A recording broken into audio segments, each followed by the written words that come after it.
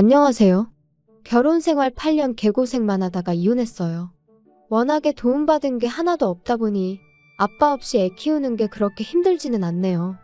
다만 아빠 없이 커가야 할 아이를 생각하면 그거 하나만큼은 미안할 따름입니다. 부모님이 육아를 도와주신다고는 하지만 여태까지 염치 없이 부모님 도움받아 왔는데 이혼한 마당에 부모님 고생을 더 시키진 않으려고요. 제 결혼 생활은 시작부터 순탄치 않았습니다. 세상 어느 누가 결혼하면서 내 인생이 이렇게 꼬여버릴 거라고 생각을 하겠나요? 저 또한 남편과 결혼 준비를 하면서 앞으로 펼쳐질 행복하고 밝은 미래만 생각했어요. 한참 결혼 준비할 당시에 남편이 시부모님한테 결혼 자금으로 얼마 정도 받을 수 있다는 말을 꺼냈을 때 조금 부담스러웠습니다. 저희 집이 찢어지게 가난한 건 아니었지만 시댁과 비교했을 때 비교적 여유가 없는 편이었거든요. 애초에 저는 결혼할 때 집에서 지원을 받아오기보단 어떻게든 저희들 힘으로만 해결해 볼 계획이었어요. 그런데 남편이 집에서 큰 돈을 받아온다고 하니 괜히 부모님께 부담을 드리는 것 같아서 마음이 무거웠어요. 남편한테 솔직하게 나는 집에서 지원을 받아올 상황이 아니니 그냥 우리 힘으로 시작하는 게 어떻냐고 물었습니다. 남편은 형편 닿는 대로 하는 거지 무슨 걱정이냐며 저희 집에서 지원을 안 해줘도 우리 결혼하는데 아무 문제 없게 하겠다고 했지요. 그런 남편한테 미안하기도 하고 고맙기도 했어요. 그런데 결혼 준비가 막바지에 다다르는 가운데 시부모님이 난데없이 지원해주겠다고 하던 돈을 안 주겠다고 나오더라고요. 정확히는 말을 바꾼 거였어요. 돈이 없으면 몸으로 때우라는 논리였는지 시댁에 들어와서 살라고 하더라고요. 말을 꺼내놓은 게 있으니 남편은 많이 당황한 듯 보였으나 저는 저대로 오히려 마음이 편해졌어요.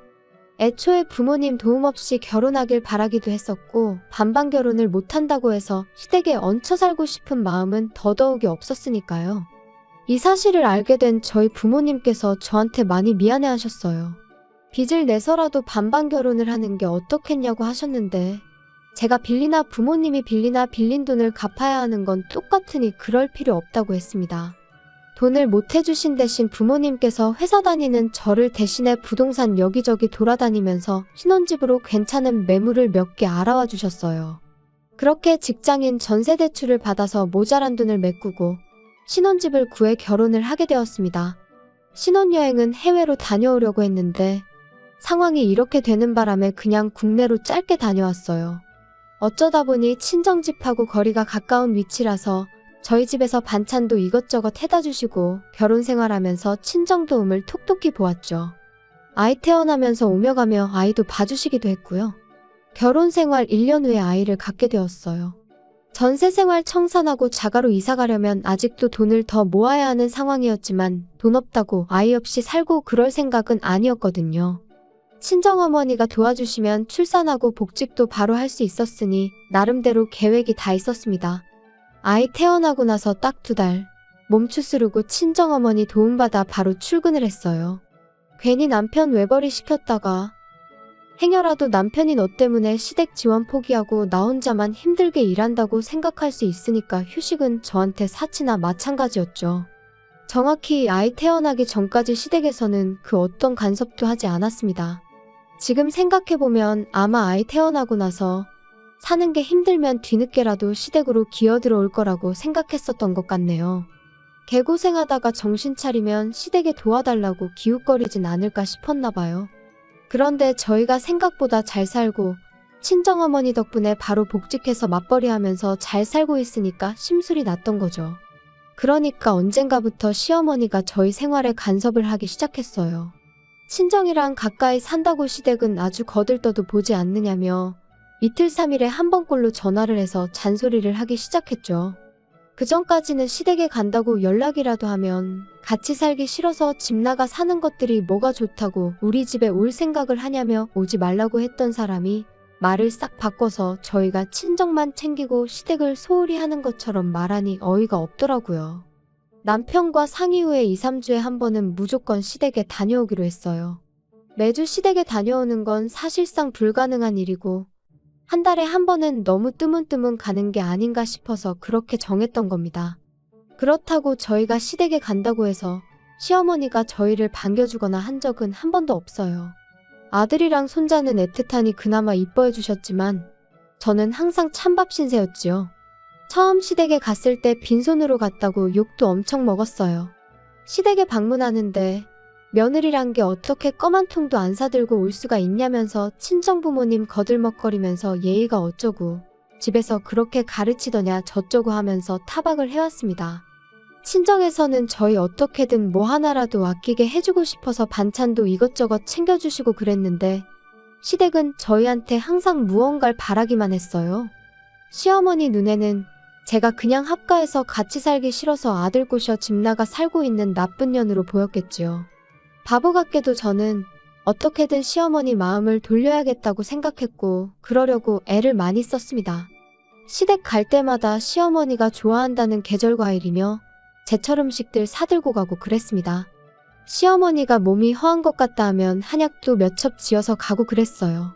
맞벌이를 하고 있긴 했지만 2, 3주에 한 번씩 시댁에 가는 게 부담이 될 정도였지요.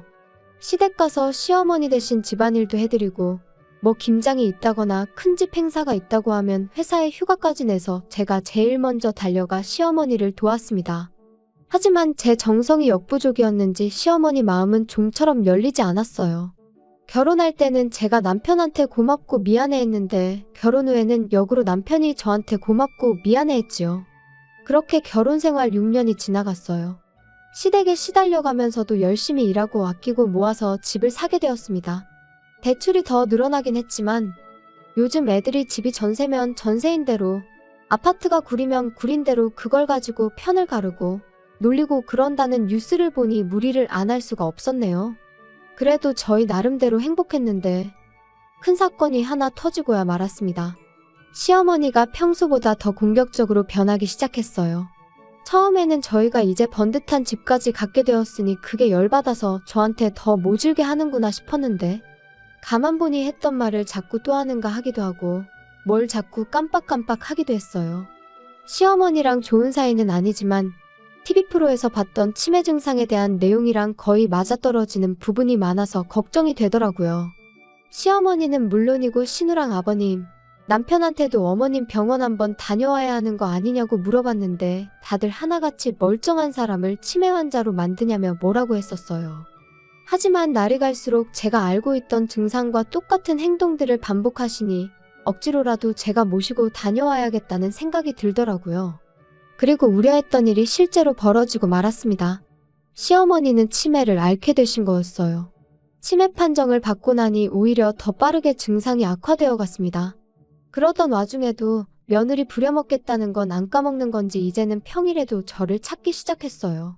그때도 저는 아무 불만 없이 부를 때마다 시댁에 다녀왔습니다. 그리고 그때부턴 2, 3주에 가던 것도 매주 다녀오게 되었고요. 아무리 시어머니가 저를 괴롭혔다고 해도 치매를 가지고 하늘이 응당한 벌을 내렸다는 생각이 들었다기보단 딱한 마음이 더 컸거든요.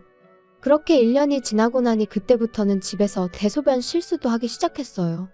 전문 간병인이나 요양교육을 받았다면 모르겠지만 시어머니가 기억만 왔다 갔다 할 뿐이지 여장부 스타일에 힘도 좋으시거든요. 말인즉슨 저를 포함한 시가족 모두 시어머니를 어떻게 감당하기 힘든 상황까지 오게 되었다는 거였어요. 시댁에 돈이 없는 것도 아닌데 이 정도면 전문 간병인을 쓰거나 요양원을 보내는 게 맞지 않나 싶었어요.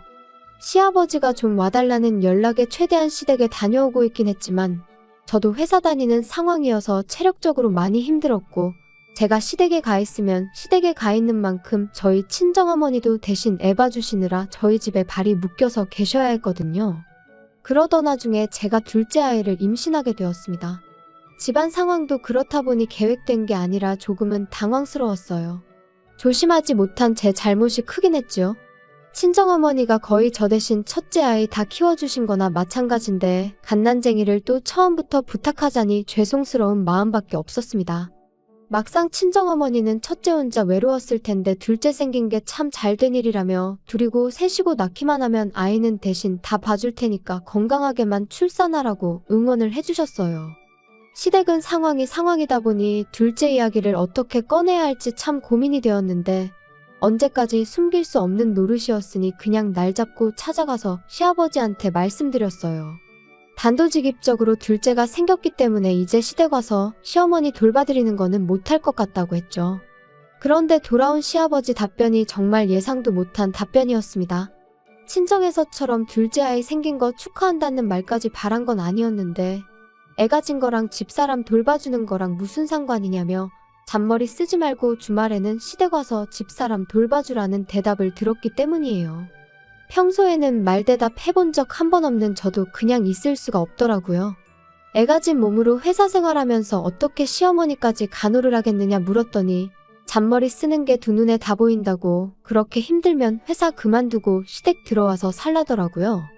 애초에 집사람 치매 걸린 게 너네가 안 들어와 살아서 그런 거라면서 아예 시어머니가 치매를 가진 이유를 저한테 덤태기까지 씌우는 겁니다. 하도 어이가 없어서 그렇게는 못하겠다 말하고 그냥 집으로 돌아와 버렸어요. 현관문 너머로 시아버지가 고래고래 소리를 지르는 소리가 들려왔는데 싹 다 무시해버렸습니다. 그리고 그날 저녁에 신우한테 전화를 받았어요. 신우도 좋은 소리 하나 안 하더라고요. 주말만 봐드리는데 뭐 그렇게 대단한 일 한다고 온갖 유세를 다 부리냐고요. 말이 주말만 봐드리는 거지. 평일에도 시아버지가 부르면 몇 번이고 다녀왔고 주말에만 봐드리는 게 시어머니만 봐드리는 게 아니라 일주일치 집안일이 쌓여있는 거 다 해야 하고 시아버지 굶지 않게 일주일치 먹을 것도 대충 준비해놓고 가야 하는 거 모르냐고. 그럼 형님이 평일 내내 시어머니 간병해드리고 집안일도 다 해놓으라고. 그럼 제가 주말만 가서 어머님 봐드리는 거 생각해보겠다고 하고 전화 끊었습니다. 그런데 생각해보니 시어머니 문제로 시가족들한테 시달리고 있는 게 저라는 사실이 어이가 없더라고요.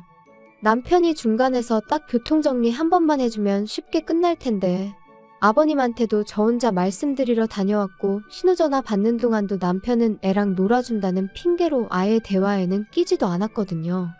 그래서 남편 불러 세워놓고 한마디 했어요.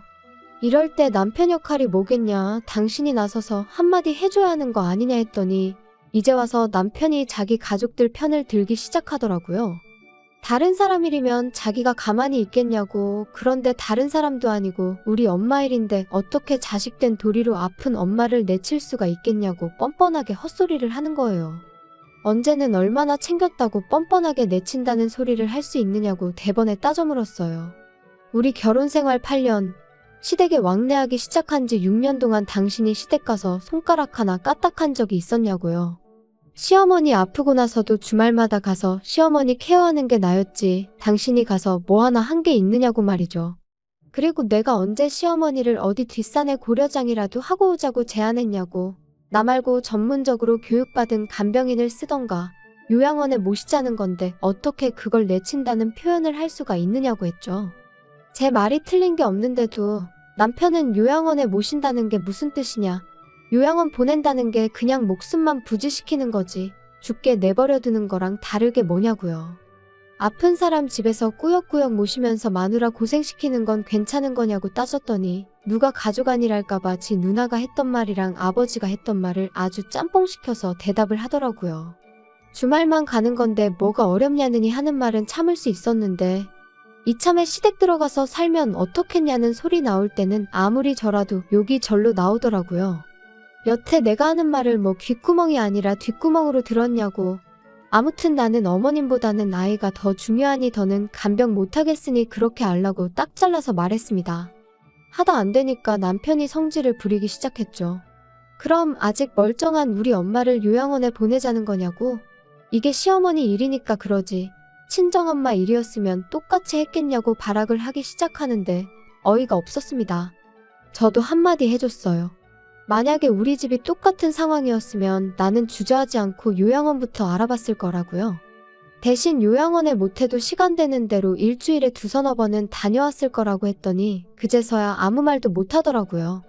하지만 남편은 이 일로 저한테 삐쳤는지 그 후로 며칠 동안은 저한테 말 한마디 안 걸어왔어요. 저한테 자기 화났다는 걸 티내려고 일부러 발소리 쿵쿵 내면서 걸어다니고 문이 부서져라 세게 닫아 제끼고 여태까지 힘을 합쳐 살아온 내 남편이 알고 봤더니 본성이 아주 옹졸하기 그지없는 사람이었다는 사실이 놀랍고 충격적이었습니다. 하루 이틀만 그랬으면 참는데 그 꼴을 일주일 내내 보고 있으니 저도 생각을 달리하게 되었습니다. 평소 친하게 지내던 직장 동료가 소개해준 변호사를 찾아가 조용히 이혼 준비를 시작했죠. 변호사가 알려주길 합의 이혼하는 게 가장 깔끔하긴 한데 자초지종을 들어보니 충분히 이혼 사유가 될 것 같다고 소송도 문제없다는 말을 해줬어요. 그래서 미리 이혼 서류만 만들어 놓았어요. 그래도 마음 한편으로는 남편이 시어머니 걱정에 저러는 거다. 저러는 건 한때고 곧 제정신 차려서 평소에 내 남편으로 돌아올 거라 믿었거든요. 그리고 시간이 지나 이혼 서류 만들어 놓은 그 주 주말이 되었어요. 제가 진짜로 시댁에 안 가고 집에 있으니까 그제서야 말을 걸어왔어요. 우물쭈물하면서 자기가 곰곰이 생각해봤다고 좋은 해결 방법이 있는 것 같은데 한번 드러나 보겠냐 하더라고요. 무슨 소린가 들어는 봐야겠다 싶어서 말해보라고 했어요. 그랬더니 남편이 당장 내일이라도 시어머니를 우리 집으로 모시면 어떻겠냐는 소리를 하는 거예요. 어차피 장모님이 아침에 오셔서 아이 돌봐주시지 않냐. 그럼 낮 동안에는 장모님이 우리 엄마 간병을 좀 해주고 퇴근하고 오면 우리가 간병하면 되는 거 아니겠냐고요. 시댁에 오며 가며 시간 낭비할 일 없으니까 좋은 아이디어 아니겠냐고 하는데 그걸 해결 방법이라고 떠벌리고 있는 인간을 보니 오만정이 다 떨어지더라고요. 무슨 약이라도 잘못 먹었나 싶기까지 했어요. 그게 아니고서야 어떻게 맨정신으로 저딴 소리를 해결 방법이랍시고 짓거릴 수나 있는지 싶었거든요. 내가 못한다니까 이젠 지 장모, 우리 엄마한테까지 시어머니 간병을 생각하는 인간 꼬라지를 보니 저 자식 입에서는 죽어도 자기 입으로 엄마 간병은 자식인 내가 직접 하겠다는 말은 나올 것처럼 보이지 않았습니다. 요양원에 모신다거나 간병인을 쓴다거나 하는 말은 입 밖에도 꺼내지 않을 거라는 사실은 뭐 안 봐도 비디오였고요. 그래서 미리 준비해 놓았던 이혼 서류를 조용히 내밀었습니다. 남편이 이게 뭐냐고 묻길래 보면 모르겠냐고 이혼 서류라고 대답해줬죠. 이혼 서류를 보면 그나마도 정신 차리겠거니 싶었는데 그게 아니라 세상에 시어머니 병수발 들기 싫어서 이혼하는 며느리가 어디 있냐고 따지고 들더라고요. 여기까지면 나도 할 만큼 한 것 같다고, 내 말이 맞는 것 같으면 조용히 사인하고 그게 싫으면 어디 소송까지 가서 진흙탕 싸움 한번 해보자고 한마디 했지요. 제가 진심인 걸 눈치챈 건지 남편이 그래도 아이를 생각하면 이혼만큼은 하면 안 되는 거 아니겠냐 했죠. 나는 당신한테 충분한 기회를 준 것 같다고, 그렇게 아이를 생각했으면 당신도 나한테 그러면 안 되는 거 아니었냐 했더니 말을 잇지 못하더라고요.